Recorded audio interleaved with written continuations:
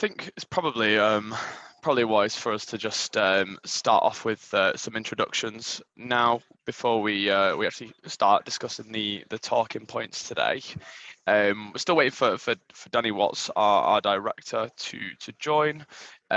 He's going to be joining myself with Matt, and we're just going to be essentially just going through some questions that we've been getting from like consultancies and clients that we work with regarding just all things IR35. Of course, if you operate in that space, you'll know that there are a lot of grey areas surrounding the topic, and we're kind of here to kind of shed some light onto everything. So I guess I'll kick things off with an introduction on myself. My name's Oliver. I am the head of the UCD team here. So I specialize in user research, UX design. I operate, for the most part, I place people into consultancies that like bid and win on government projects. And these are, the same consultancies and digital agencies that have issues with IR35 and essentially find themselves in tricky situations where they don't really know what the best way to proceed is. They don't want to blanket it inside, but then on the flip side, they don't want to risk getting stung by the possible tax liabilities if it was outside, like the risk. So this has been just a big talking point with my clients, and thought we'd run this meetup to sort of shed some light. Handing over to Matt. Matt is from Kingsbridge, an insurer, and he's an expert in this space. So I'll pass it over to you to do a little bit of an intro, Matt. Oh yeah, thanks. So as mentioned, I work for a company called Kingsbridge. We are a insurance broker / consultancy company. I myself have been dealing with IR35 for the last 12 years, so I like to think I know what I'm talking about, but the proof is in the pudding, so to speak. So I've predominantly dealt with contractors historically, obviously what with the legislation being predominantly contractor focused up until 2017/2021. But I've also dealt with an awful lot of end clients and agencies around IR35, especially since the reform. Lots and lots of questions have come in that we've had to field and answer, etc. That's me. Kingsbridge is a company. We offer IR35 consultancy, insurance advice, commentary, etc. We're aimed at the contractors predominantly, but we also have a lot of relationships with partners, etc., who we offer insurance via. And we work with something in the region of 300 plus end clients, and I think about somewhere in the region of 600 end clients and about 300 plus partners we have direct deals with. And our IR35 tool has assessed in the region of 40,000 assessments, I believe, since 2021. So there's been a lot of usage of it. That's me in a nutshell. Brilliant, thank you. I really appreciate the intro there, Matt. I think what we'll do now is I'll stop sharing my screen and we will move on to probably best to just move on to the first question, really. Let me just load. We've got some questions that we've got from our clients, like some key points that we want covering. So I will start us off. Here we go. So to begin with, one of the main things that we've been hearing is questions about is regarding the substitution clause. So I guess we wanted you to go into some details about the nuances around the substitution clause and also how it works in practice, because we appreciate there can be a bit of ambiguity around that. So Yeah, by all means. So substitution clause is a very important part of IR35, as substitution is one of the key status tests that is looked for when you're dealing with IR35.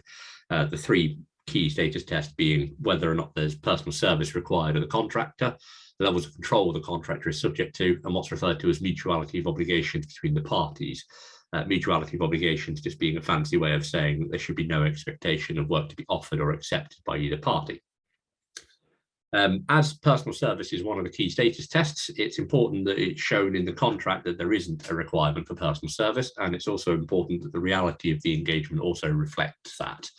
The easiest way of showing that there's no requirement for personal service would be something called a substitution clause, which effectively means that the contractor should be free to replace themselves with whoever they want, whenever they want, basically. So long as it doesn't negatively impact the services and doesn't increase the cost of the services, etc., ultimately the client shouldn't be bothered who's actually doing the work.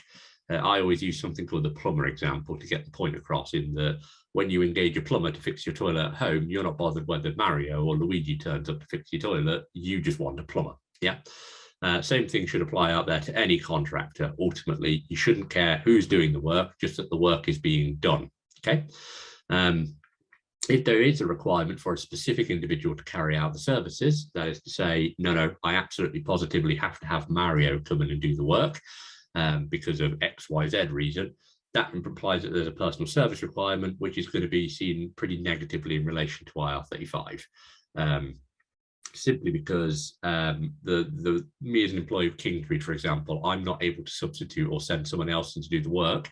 I have to do it personally, whereas a contractor shouldn't have to do it personally. Ultimately, you're engaging a company to provide a set of services, not an individual. So it shouldn't really matter who that company sends to provide the services.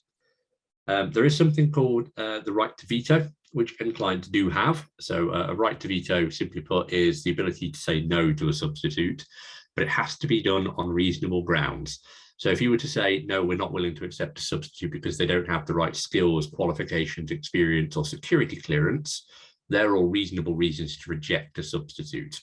If you were to do it, say, no, we don't like the way they dress or something silly like that, or they're not a quote unquote personality fit for the job, that might not be seen as being reasonable for IR35 purposes.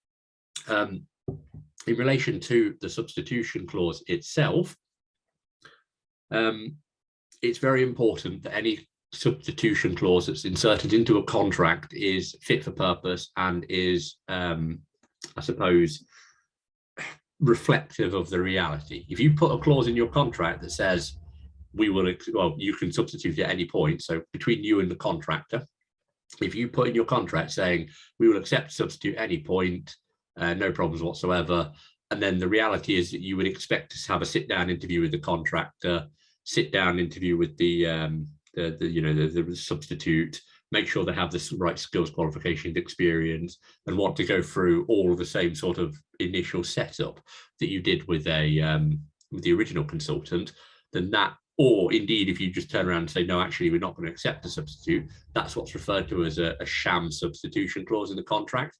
You can't just insert the clause into the contract to have it there. It has to be a truthful reflection of how you treat substitution. For the actual clause itself, terminology you should avoid is things like approval or consent. There should be no sort of binding clauses for the individual being provided, and it should be clear if you are going to put restrictions on what the contractor needs to do to supply a substitute, so have a suitably skilled, qualified, experienced candidate, for example, that should be in the clause itself. So as I say, it should be as close to the reality of how you would accept a substitute as possible. Putting in a clause for having the clause in there will do you no favors and may actually hurt you more than it helps, because HMRC will just say, well, if that's not a truthful reflection of reality, how can we believe anything else in the contract, and just throw it to one side, you see.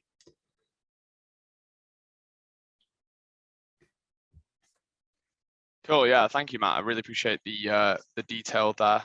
It's certainly something that we run into some issues with, because of course people don't want, well, consultancies don't want just any old person being thrown in the mix, especially when they're paying, you know, such a significant amount for services. It's not just something they are happy to accept without a little bit of conversation, I suppose, and rightfully so. You know, you wouldn't, if you wanted something doing for you, like you say, like the plumbing analogy, you know, you wouldn't mind like who shows up from the company, but if you thought you were going to get a particular person with a particular skill set, and then, you know, they send the apprentice, you might be a little bit frustrated. So it's definitely it's definitely an area where you know, they essentially want to get it sorted in a way that if they're having someone come through and come in as a substitution, then it's going to be someone who's certainly qualified and they can, you know, answer.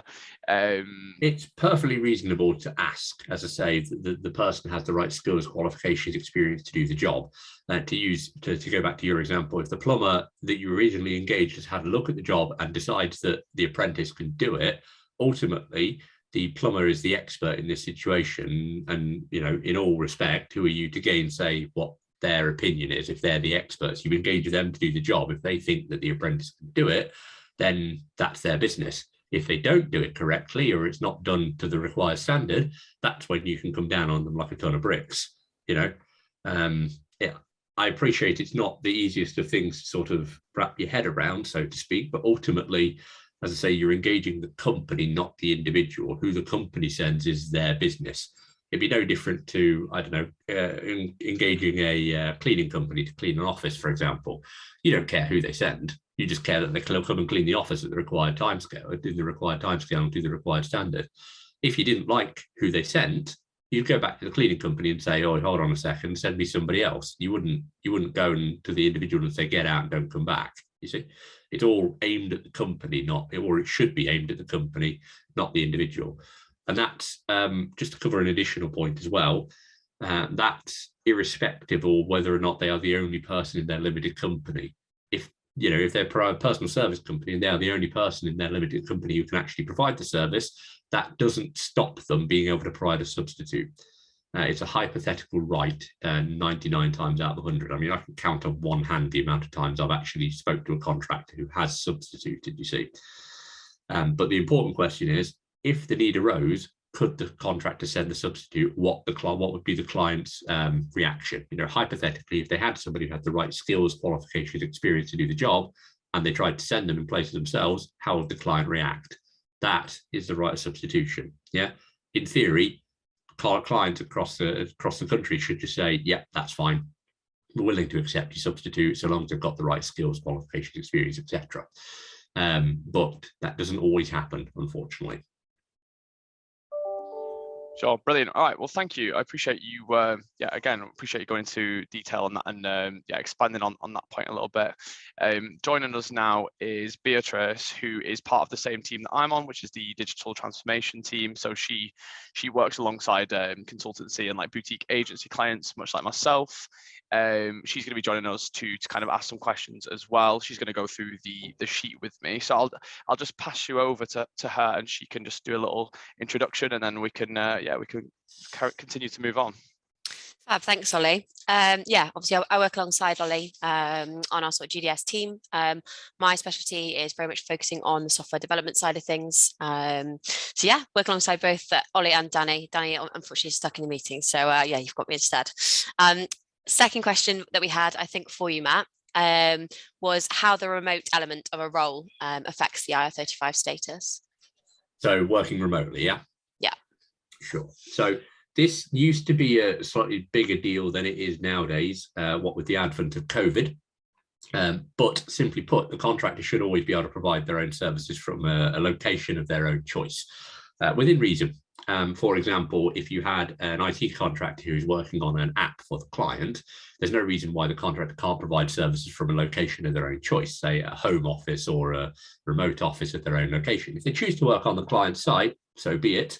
But ultimately, it should come down to the contractor's choice as to where they provide the services. That used to be seen as one of the perks, if you like, of being a contractor, in that you can pick your own location, like where and when you provide the services. There are some limitations on that. Like I say, if there's a good reason why the contractor has to work from a specific location, then it's going to be defendable from an IR35 perspective for that individual to have to work from that location. An example I've had historically was a locum vet. Is a good example. It's unlikely that a locum vet is going to have a sterile environment at their home, or an X-ray machine at their home office to be able to provide the services. It's also unreasonable to expect the clients, so the veterinary that they're working for, their clients, to bring the ill pets to the contractor's home. So it's perfectly reasonable to force the contractor to be in the the vet's office to provide the service. The locum vet's surgery, I should say, to provide the services. because all the equipment's there, it's a sterile environment, and it keeps things simple for the end client. That's perfectly reasonable to say that you have to provide services on site. As I say, ultimately, it has taken a bit of a back burner since COVID's arrival, because, as I'm sure most of you are aware, employees on by rather large wholesale have been sort of sent home to provide services. So the line has blurred a little bit between the contractor's ability to provide services from a location of their choosing and the employee's ability to now work from home as a hybrid sort of situation. Not to say that it's disappeared entirely, because a lot of the times contractors have the ability, or should have the ability, to dictate where they work from entirely, as opposed to an employee's ability to perhaps have to spend a couple of days in the office a week or be told exactly where they're providing the services. The key bit here is that the contractor should be in control of where they provide their services. That is the best indicator in this respect for IR35 purposes that you can have. If the contractor is told where to provide the services and is drilled down to the point that they have to be on the client site for no good reason, that's going to look quite bad from an IR35 perspective. But ultimately, the location of the services is only one of the subtests of the test of control. So if you have to force the contractor to work on a particular site, it's not going to pin them to the wall for IR35 purposes. There are plenty of other tests, etc., that can be used to check a contractor's status and see whether or not they're inside or outside of IR35.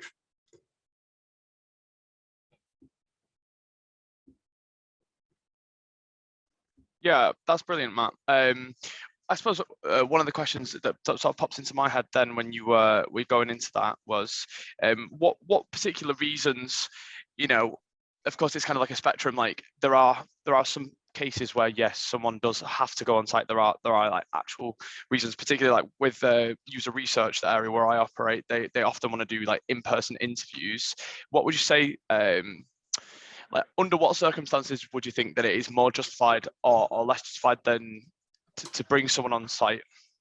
That's a good question. It is quite a tricky one to answer because it is really on a case-by-case basis. What I would say for an end client wondering about this particular point, your best bet is to take a look at the contractor services and why it is you need them to be on site. Realistically speaking, if you took your say personal feelings about whether or not the contractor should be on site or not, whether you'd like them on site or not, if you set them aside and take a look at the cold hard facts of the engagement, realistically, could it be done from home? Is there security clearance requirements? Is there health and safety requirements? Are there material requirements? Is there like fixed machinery or something like that the contractor is working on that means the contractor has to be on site? Another example would be like an IT contractor who's working on the servers for the client. Perfectly reasonable then to require the contractor to be on site, because you can't just rip the servers out of the client's company and take them home with you. There's a fixed requirement. As you say, there's a face-to-face business meeting requirements. If they're genuinely required to be face-to-face, then that's a good reason to have to require the contractor to be on site or at a location, of your choice. If, however, it could be done via a Zoom meeting perfectly fine, or a Teams meeting perfectly fine with no issues whatsoever, could the contractor potentially work from home? Yes, they could. It's those considerations, and unfortunately, there's no hard and fast answer to it. It is a case by, you have to look at it as a case-by-case basis, and you essentially have to make sure that you have a good set of reasons as to why the contractor is being required to work on site. As I say, usually the big ones, health and safety, data protection, they're legal requirements. You can't get around those. If there is a requirement to be on a particular location because of health and safety or data protection, that's just the way it is. Fab. Thank you, Matt. Cool. So the next question that we've got for you is whether you need deliverables to be written into a contract to ensure that the role would be outside IR35.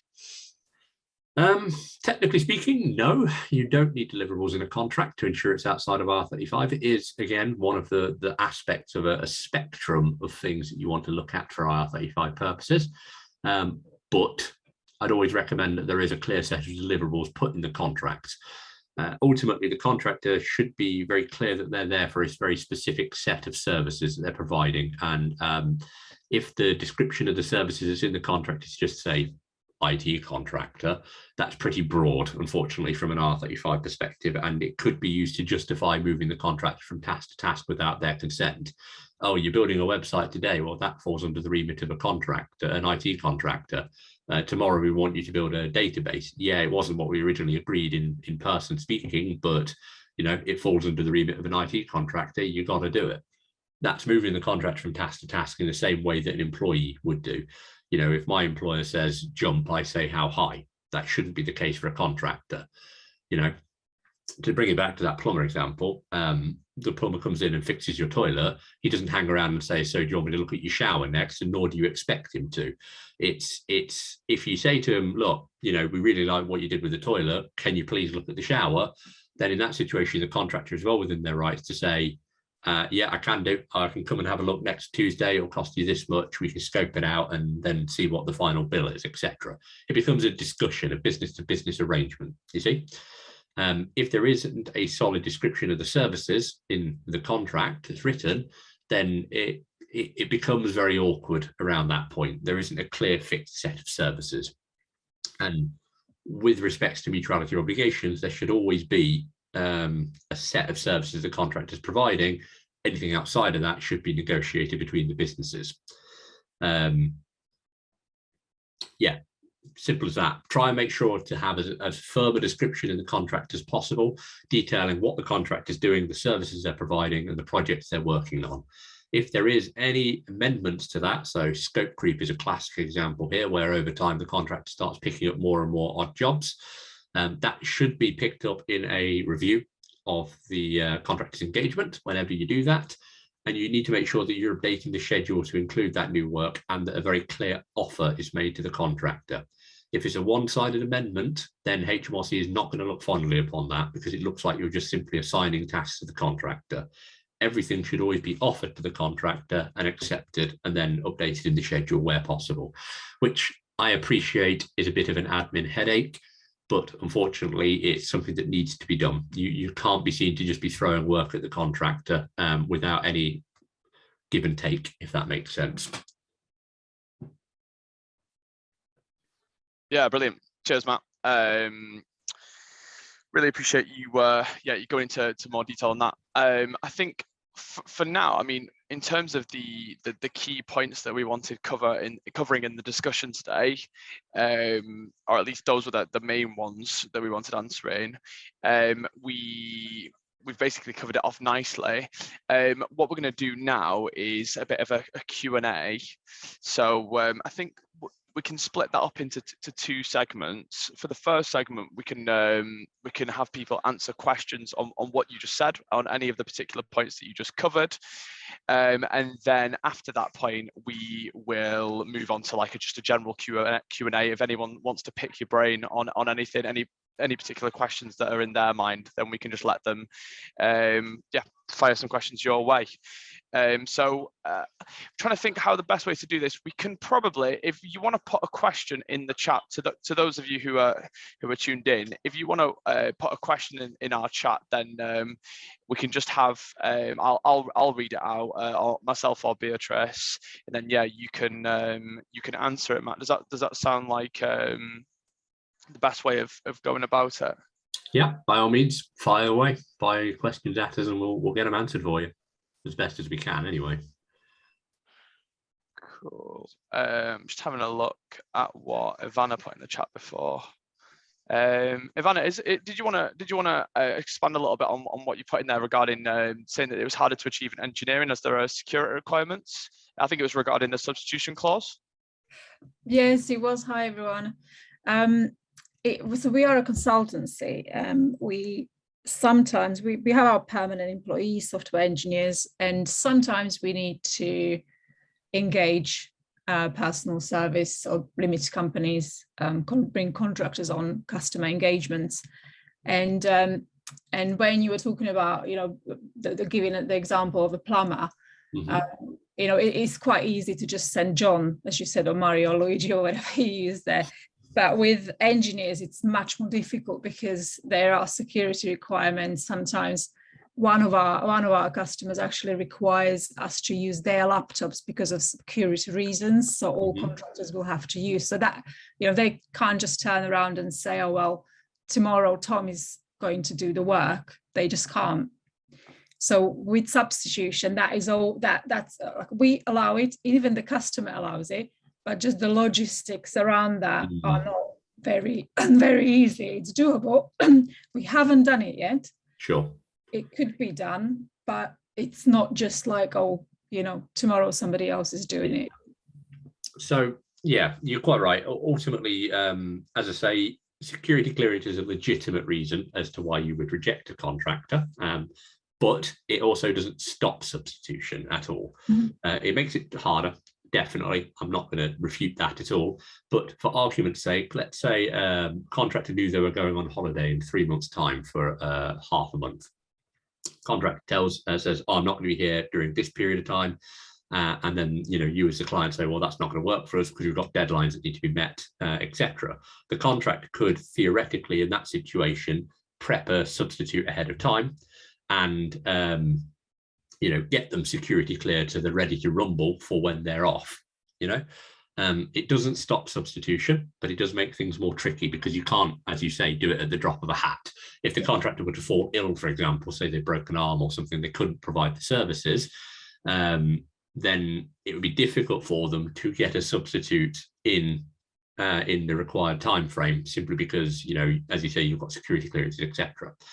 Hypothetically, though, should the contractor have somebody who's already security cleared, what would your reaction be to that? If they were to say, I'm not here tomorrow, but John can step in my stead. Here's his security clearance. Here's his skills, qualifications, experience. He can do the job just as well as I can. What would your thoughts be on that? I mean, if that's the case and they can just deliver exactly the same work, then we'd accept them, and the client would our client would accept them. Yeah. But it's just not. It's not as easy. Because the client, they don't keep anyone sort of idle, security cleared there. I have to move them, so it's their practice. They just don't keep security cleared people like, in case we need to substitute, just keep them on. They just immediately cut them off. That's their process. So with that, it's important to note that it's the contractor's responsibility to source and pay for a substitute, not the clients or the agencies or anyone like that. The client might not have anyone in mind who can act as a replacement for the individual, but ultimately it's not their responsibility to find that individual. If the contractor knows they're going to be unavailable, then it's the contractor's responsibility to provide an individual in replacement. So the contractor may have external contacts, they've been in the business for years and years and years. They've got people they know that can do the job perfectly well, might have the security clearances.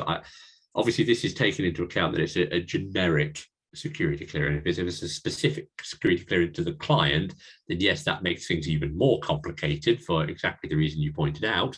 But if it's a generic, say, countrywide security clearance of a certain level, then there's going to be other people out there who have that security clearance, and it's going to be a lot less strenuous, if you like, to transfer that to this engagement if they were to substitute. So instead of being, say, a couple of months to get the clearance, it becomes a week or less to get the clearance because it's transferring, you see? Yeah. So again, don't just assume that it's a no-go because of security clearance. Yes, it will make things tricky, but it doesn't stop the ability to substitute. What I would say is it's probably worth having a sit down with the client and properly discussing substitution, say set out a policy for it, exactly what the steps would need to be to get from, a need for a substitute to a substitute being placed. Once you've worked that out, it then becomes a lot better from an IR35 perspective because you've shown you've taken care in considering aspects of IR35, and you've got a policy set out for if the need ever arises, which, as I say, is rare. I've only probably spoken to less than a handful of contractors in my 12 years who have actually substituted, but they all should genuinely have the right to substitute. Yeah. Oh, thank you. Thanks. Cool. Thanks, Matt. Thanks, Ivana. Mike's put a question in the chat. What is the best way to challenge a blanket decision that all roles are inside IR35? So this would be an end client making a determination on all contractors saying they're all inside of IR35, which to note is distinctly different from an end client saying that they are no longer going to engage with contractors. One's a business decision, the other is an IR35 decision. Blanket determining contractors inside of IR35 is distinctly the wrong way and wrong thing to do in relation to IR35. So much so that HMRC's own guidance, so the Employment Status Manual, they say that an end client needs to take reasonable care when coming to determinations on IR35. If they don't take reasonable care in coming to determinations on IR35 status, as of obviously the rule set that came in 2021 or 2017 for the public sector, then the end client retains the liability for any determination that's made, irrespective of whether or not HMRC agrees with your determination. Because you didn't show your workings, for want of a better phrase, HMRC will continue to pin you with the liability, or potentially pin you with the liability, or maybe at the very sort of lightest touch, they'll fine you for not taking reasonable care and coming to determinations. One of the key points they make in relation to not taking reasonable care is essentially exactly that, Mike. That not taking reasonable care is blanket determining contractors inside of IR35. Let me get you the exact wording they use. So the simplest comeback to this is by saying, if you say to the clients, etc., who are doing blanket determinations, well, you're risking HMRC deciding that you are not taking reasonable care in relation to IR35, which could leave you holding the baggage in relation to IR35. That should help get the point across. So the exact wording they use in the Employment Status Manual, and it's ESM 10014 for anyone who wants to look this up. And I wholeheartedly recommend any clients, etc., out there, that if you look at nothing else in the Employment Status Manual that HMRC has produced around IR35, you look at ESM 10014, because it is a very, for HMRC anyway, it's a very clear document on things that do and don't constitute what is referred to as reasonable care. The exact wording is, examples of behaviours that do not constitute reasonable care include, but are not limited to, first bullet point, determining that every worker who provides their services through an intermediary is caught by the off-payroll working rules, IR35, without giving any consideration to the specific facts of each individual case. So it's a bit of a wordy way of saying blanket determinations are not taking reasonable care in relation to IR35. So you need to be making sure you're looking at a contractor's status on an individual basis every single time, because if you're not, you risk not taking reasonable care. You risk getting held with baggage in relation to the liability for IR35. Thank you, Matt. Any more questions, guys? Feel free to shout out or put in the chat box, whatever you're more comfortable with. I thought that a good thing in relation to what was just asked there regarding based on that question was a question I had for you, Matt, which was how does the chain work when a consultancy is supplying time and materials contracts into a large end client? Do you base the determination off the consultancy or the actual large end client itself? So are we talking more of a traditional arrangement? You've got a contractor engaging with an agency and an agency engaging with an end client, and then the contractor provides their services to the end client? So we've had it a couple of times where we've been working with like a boutique consultancy who are supporting another consultancy on a project that they've won with a large end client. Sure. So I'm just wondering whether or not from the first person in the chain, like the boutique consultancy, is it the next consultancy that's considered the end client, or is it, did they base the determination off working into that consultancy, or does it work onto the end client? So the concept of determining who the contractor's end client is a tricky one. It is important to note that I'm not an expert in determining what I refer to as is an outsourced service, or sometimes referred to as statement of work or consultancy style engagement. And to give you a very idealistic view on what that means, so we're all clear and on the same page. Say, for example, the NHS was after a new hospital. They engage a builder, an outsourced service provider, to use my terminology, to build that hospital for them. They give them the specs, they give them the payment, they tell them what it is they want and the required time frame. The NHS is then entirely hands off, and it's up to the outsourced service provider to locate architects, builders, engineers, bricklayers, plumbers, whatever, All of those contractors then report into the outsourced service provider, and they provide their services to the outsourced service provider. Once the hospital has been built, the outsourced service provider then hands that off to the NHS. In that situation, that is, as I say, what I refer to and we in Kingsbridge refer to as an outsourced service. If that is the situation that the contractor is working under, then the person who is the contractor's end client for the purposes of IR35 would be the outsourced service provider, not the NHS. Because the outsourced service provider is the entity that's receiving the work from the contractor. And then once that's all been received from the various contractors they engage with, the outsourced service provider packages that up and gives it to the ultimate end client. The ultimate end client, the NHS in this example, have very little interaction with the contractor, to the point where ideally it should be no interaction with the contractor. And any questions, queries, concerns, issues, updates, etc., should be handled via the outsourced services company. To bring that back to your example that you were questioning about, if you have a ultimate end client who's being serviced by a boutique consultancy who is then engaging contractors, you need to determine who the contractor is actually providing services to.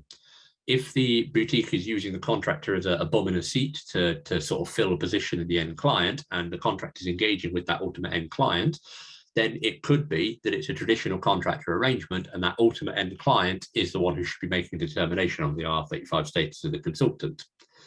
If, however, that boutique consultancy is engaging, say, an IT contractor as a subcontractor to develop a piece of software, which then the boutique consultancy will then use alongside other bits of work and deliver that as a package to the end client, the boutique consultancy will be the one who is the end client from the contractor's perspective.